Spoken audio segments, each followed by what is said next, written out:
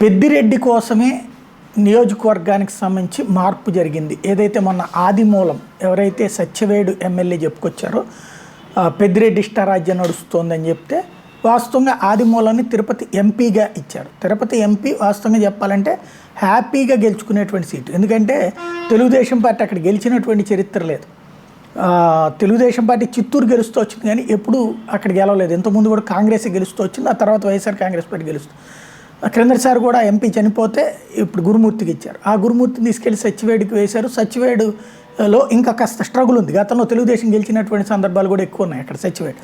కాబట్టి ఆ సీట్లో శుభ్రంగా వైసీపీ వెళ్ళినప్పుడు తను వచ్చి ఇటు చేయొచ్చు తిరుపతి ఎంపీ. కానీ ఆదిమూలం వచ్చేటప్పటికి తను తెలుగుదేశం నుంచి అయితే గెలవగలనని నమ్ముకున్నారు. అందుకోసమనే అటు పక్కకి వెళ్ళారు.